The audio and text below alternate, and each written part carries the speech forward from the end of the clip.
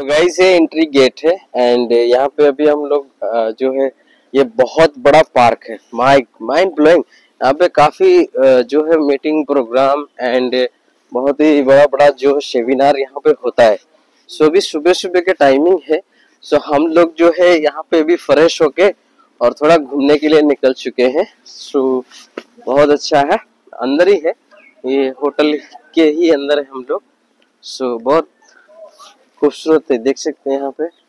सही है। सो मिलते हैं फिर। सो गाइज ये जो है यहाँ पे एंट्री गेट है एंड हम लोग अभी एंट्री गेट के तरफ आ चुके हैं, बट एक्चुअली अभी से पूरा रेडी हो रहा है एंड तैयारी हो रहा है। सो ये एंट्री गेट है। सो बहुत ही जबरदस्त यहाँ पे लोगो वगैरह सब कुछ बनाया गया है और जो है माइंड ब्लोइंग, फंटास्टिक है।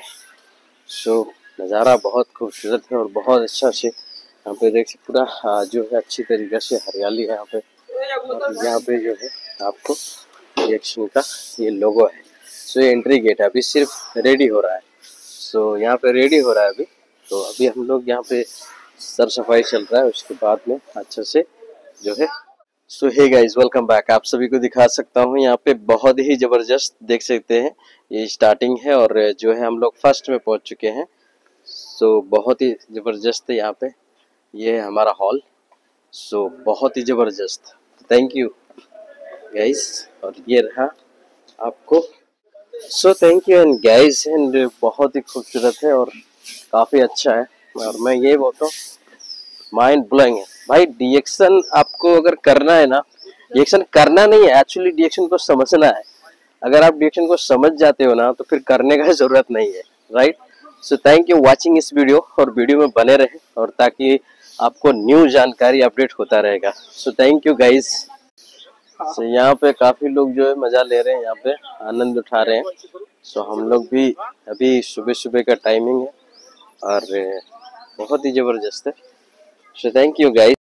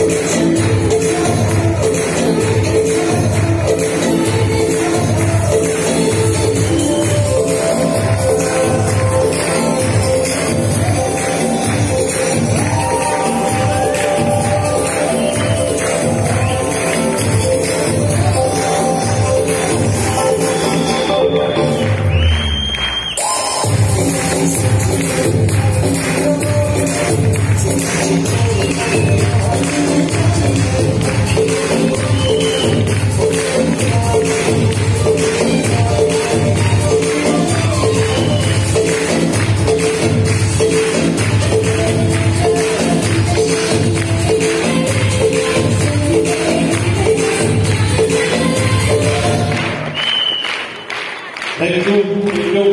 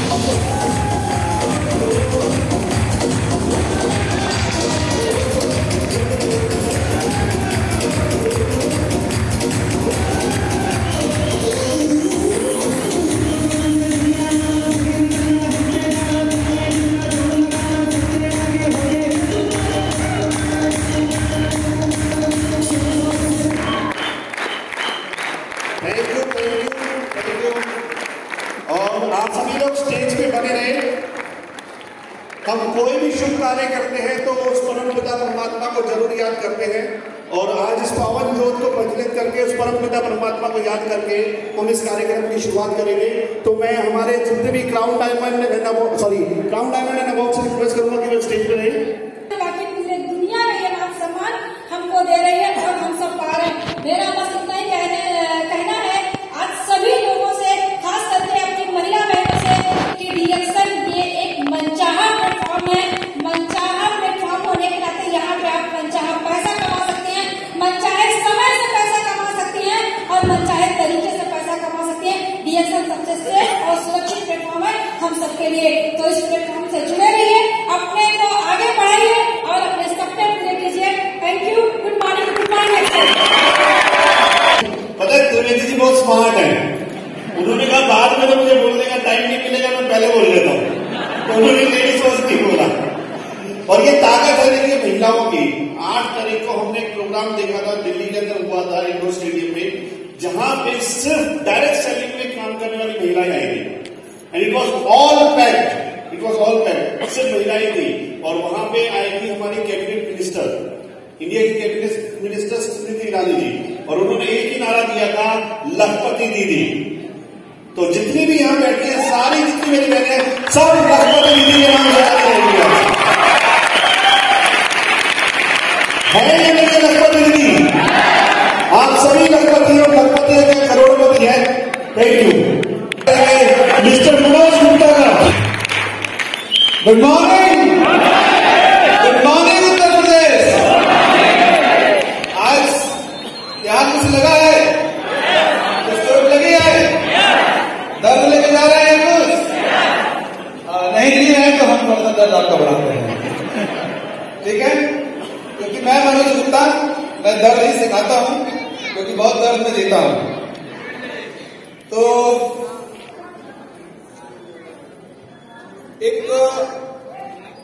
एक फिल्म आई थी बहुत पहले, बस मैंने कोशिश करिएगा जो मैं आपको बताना चाह रहा हूँ। एक फिल्म आई थी बहुत पहले, डॉन, 1978 में। कितने लोगों ने देखा था उसको? कोई है? देखा था? और डॉन फिल्म का जो आई थी अमिताभ बच्चन की, उसका बिजनेस भी बहुत जबरदस्त था। पता आपको? उसका एक डायलॉग पता है आपको? डायलॉग, डॉन फिल्म का डायलॉग क्या था? डायलॉग, दान को तो 11 मुल्कों की पुलिस खोज रही है। ये था ना डायलॉग, था ना? लेकिन वही फिल्म दोबारा रिपीट हुई 2006 में, ठीक? वही फिल्म दोबारा रिपीट होती है 2006 में, बट उस खास परफॉर्मेंस नहीं आया। पता है क्यों? पता है क्यों? क्योंकि उसमें भी वही डायलॉग था कि डॉन को तो 11 मुल्कों की पुलिस खोज रही है। पता है, पिछले 28 सालों में मुल्क ही नहीं बढ़े। समझ में आ रहा है? 1978 में भी वही 11 मुल्क और 2006 में भी वही 11 मुल्क। तो क्या बिजनेस को मिलेगा? तरक्की होगा?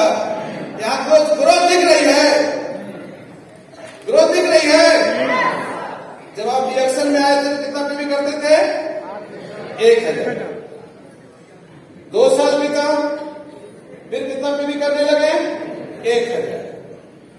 फिर 3 साल बीता, 5 साल बीता, फिर कितना पीवी करने लगे? 1000। तरक्की होगा? कितना पीवी करना है? कितना करना है? कितना करना है? अरे कम से कम 111 मुल्क हुआ होता तो 2006 वाली भी बिजनेस लेके गई होगी।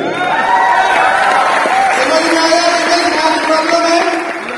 हम लोगों ने शुरू किया था, आज हमारे गुरु बैठे हुए हैं अनिल श्रीवास्तव जी, उन्हीं के अपलाइन, वो हमारे अपलाइन भी हैं, गुरु भी हैं, मेंटर भी हैं। जब हम लोग देखना शुरू किए थे तो 1000 पीवी से, लेकिन फिर उन्होंने कराया 3000 पीवी। उसके बाद प्रचलन हुआ, हम लोगों ने 5000 पीवी कॉन्सेप्ट उठाया। फिर एक और हमारे गुरु ने हमको दिया 8000 पीवी का टारगेट।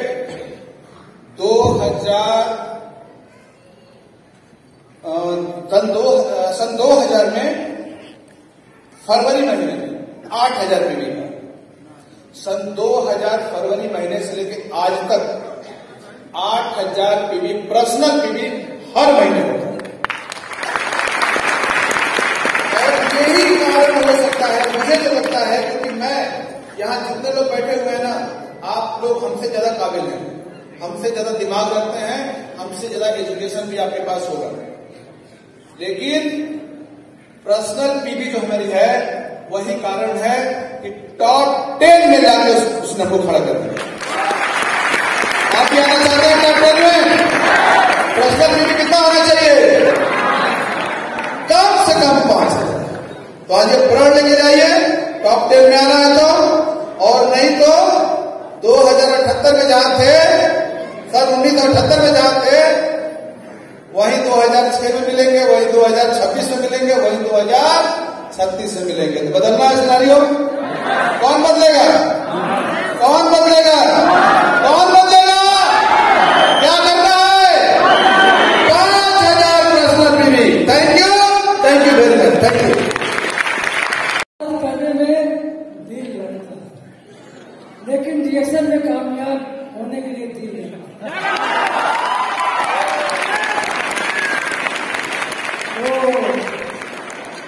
सबसे पहले आप सभी लोगों को धन्यवाद कि आप लोगों ने अपने जीवन को बदलने के लिए समय दिया है। एक जोरदार ताली होनी चाहिए। और आज हमारे सीएमओ जी प्रदीप जी के लिए एक जोरदार ताली, जो हमको एक चैलेंज दिए, हम लोगों को चैलेंज मिला है नहीं मिला है। और हमारे रफीक सर, बहुत बढ़िया, उनकी प्यारी बातें लगती है और एक ऊर्जा भर जाता है कि नहीं? तो रफीक सर के लिए जोरदार ताली होती है। दोस्तों, आज अगर ये चैलेंज जीतना है तो ज्ञान लेना पड़ेगा, बार बार सीखना पड़ेगा। बिना सीखे गरीब आदमी अमीर नहीं बन सकता, ये गारंटी है। और ये जान लीजिए, अभी तक आप लोगों को पता नहीं होगा, ज्ञान तो 4 प्रकार के होते हैं। ज्ञान 4 प्रकार के होते हैं। पहला ज्ञान सामान्य ज्ञान, वो आपके स्कूलों में पढ़ाया जाता है, सभी लोग पढ़े हुए। दूसरा ज्ञान प्रगति निहित ज्ञान, जो यहाँ के अक्षर में बताया जाता है। तीसरा ज्ञान आत्मज्ञान, वो भी अक्षर में बताया जाता है। चौथा ज्ञान है दिव्य ज्ञान, जिसके लिए सत्य बोलना पड़ेगा। लेकिन दिव्य ज्ञान वो ऋषि मुनि लेते हैं, हम लोग सांसारिक दुनिया में जी रहे हैं, तो हमको क्या जरूरत है दिव्य ज्ञान है कि नहीं? लेकिन आत्मज्ञान और प्रगति निहित ज्ञान, ये 2 ज्ञान हमको लेना पड़ता है, जिससे हमको 2 चीज को डेवलप करना पड़ेगा। एक स्किल डेवलप करना, एक क्या डेवलप करना? अपने अंदर का विल पावर।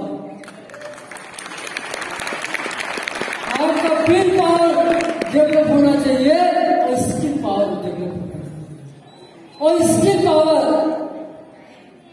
आपका प्रगत निहित ज्ञान लेने से डेवलप होगा और विल पावर आपके आत्मज्ञान से डेवलप होगा। और ये दोनों ज्ञान अगर आपका विल पावर डेवलप हो गया और स्किल पावर डेवलप हो गया तो दुनिया में कामयाब करने से कोई नहीं रोक पाएगा। ये 3000 नहीं 5000 हम करने के लिए तैयार है और ये कमिटमेंट और यहां लेके आपको चाहिए। तो दोस्तों अभी विल पावर और स्किल पावर के दोनों में महत्वपूर्ण क्या है? विल पावर और स्किल पावर में महत्वपूर्ण क्या है ये जानना जरूरी है। ये दोनों में महत्वपूर्ण क्या है वो है विल पावर। वास्तव में जैसे आप फेल हो गए या गिर गए तो क्या होता है?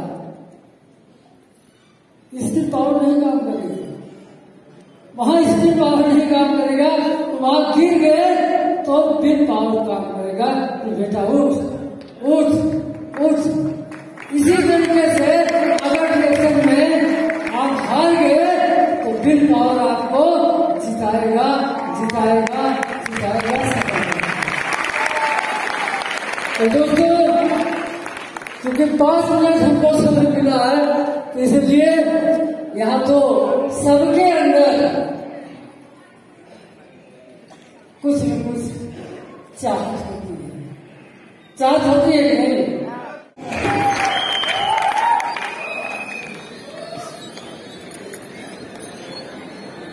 DXN good morning.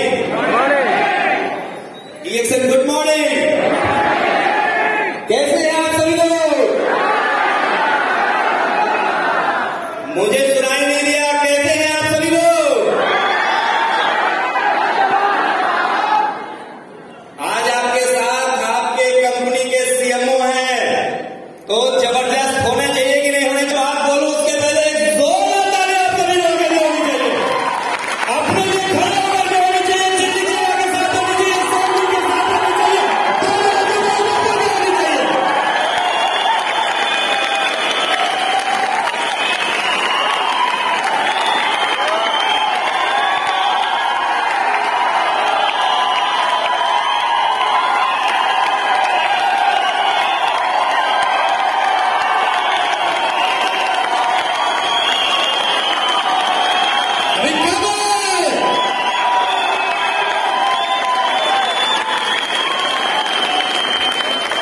Great. Thank you very much. Friends, बैठ जाइए। आज का एक छोटा सा मैसेज एक कहानी के रूप में। ये कहानी हो सकता है आपने कई बार सुनी होगी, लेकिन आज ये कहानी आपके जीवन की एक और बहुमूल्य कहानी बनकर के आएगी और निश्चित तौर पर आपकी लाइफ का एक टर्निंग पॉइंट होगा। दोस्तों, ये कहानी है एक ऐसे व्यक्ति की जो अपनी समस्याओं से परेशान था, जो उसके जीवन में कुछ भी अच्छा नहीं दिखाई देता था, उसके जीवन में कुछ भी अच्छा प्रतीत नहीं होता था, कुछ भी उसको अच्छा नहीं मिल रहा होता था और वो हैरान था, परेशान था कि मैं करूं तो क्या करूं और कैसे मैं अपने जीवन में वो बेहतरीन जिंदगी जी सकूं जो वो सोचता था, लेकिन परेशान रहता था। उसकी परेशानी का सबब इस आलम पर था कि वो लगभग विक्षिप्त जैसा रहने लगा था। लेकिन संयोग से एक गांव में उसे पता चलता है कि बहुत ही पहुंचे हुए गुरु महाराज आए हुए हैं। A new town that all starts with a spark. तो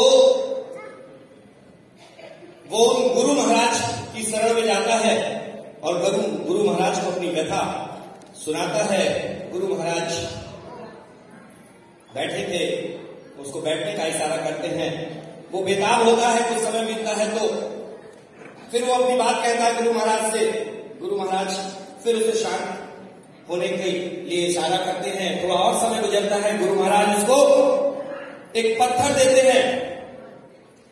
बोलते हैं बेटा ये पत्थर ले, मैं तेरी सारी समस्याओं का समाधान दूंगा, लेकिन अभी ये पत्थर ले और इस पत्थर को लेकर के जा मार्केट में, लोगों में जा।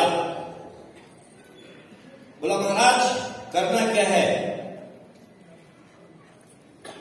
बोला इस पत्थर को लेकर के जा और लोगों को दिखा और पूछ कि इस पत्थर के बदले में वो तेरे को क्या देंगे।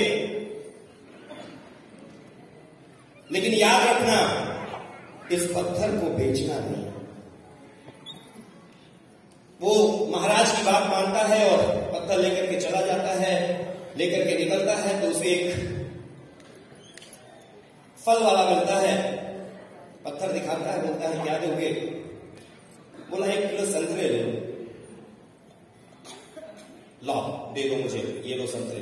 बोला नहीं नहीं नहीं नहीं, महाराज जी ने मना किया था, गुरु जी ने मना किया था कि इसको बेचना नहीं है, थैंक यू। आगे बढ़ता है, एक सब्जी वाले के पास जाता है, सब्जी वाले से सेम वही बात कहता है। सब्जी वाला कहता है ये पत्थर मुझे दे दो और मैं तुम्हें 1 बोरे आलू के दे दूंगा। फिर उसे याद आता है कि महाराज ने क्या कहा था, पत्थर बेचना नहीं है, सिर्फ इसको दिखाना है और पूछना है कि इसके बदले में क्या मिल पाएगा। आगे बढ़ता है, एक सुनार की दुकान पर जाता है, सुनार को दिखाता है, बोलता है ये पत्थर है, इस पत्थर को क्या कीमत देना चाहोगे? मैं पूछ रहा हूं। वो कहता है 1 लाख रुपए ले लो और ये पत्थर मुझे दे दो। मुझे अब विश्वास नहीं हो रहा था कि कहां संतरा, कहां फिर आलू 1 बोरे और फिर अब जो है 1 लाख। बट उसे गुरु की बात याद थी। बोला नहीं, मुझे बेचना नहीं है। पत्थर लेकर के वो अपने पॉकेट में रखता है, आगे बढ़ जाता है। कुछ और आगे बढ़ता है, वहां पर एक और दुकान में घुसता है, हीरे की दुकान में। वो वहां के मालिक को दिखाता है। उस पत्थर को मालिक देखते ही नाचने जैसा लगता है। वो पत्थर को नतमस्तक हो जाता है। उस पत्थर के सामने वो दीप प्रज्वलन वगैरह करके, अगरबत्ती धूपबत्ती जला करके उसकी पूजा करता है। और ये जो बच्चा था लेकर के गया था, ये अब परेशान हो जाता है, हैरान हो जाता है कि ये क्या हो रहा है। बोलता है कहां तुम्हें मिला ये, यहां कैसे, ये मुझे दे दो। बोला नहीं, इसकी क्या कीमत है ये बताओ। बोला इसकी इतनी कीमत है कि मैं और तुम दोनों ही मिलकर के इसकी कीमत नहीं लगा सकते, इसकी इतनी ज्यादा कीमत है, ये बहुमूल्य है, बेशकीमती है। वो अब इतना सुनने के बाद उस दुकान में नहीं ठहरा, उसने तुरंत वो पत्थर उठाया, दौड़ता हुआ अपने उस गुरु महाराज के पास आया। बोला बाबा ये क्या दे दिया आपने? बोला बेटा ये तो एक ऐसा पत्थर है जिसको लोग रूबी के नाम से बुलाते हैं, ये बेशकीमती है। बोला लेकिन महाराज इससे मेरी कहां समस्या सॉल्व हुई? बोला बेटा समस्या जो तेरी है ना सब सॉल्व हो जाएगी, बस तू एक बात ध्यान रख कि तू इस पत्थर की तरह अपनी कीमत कैसे बढ़ा रहा है।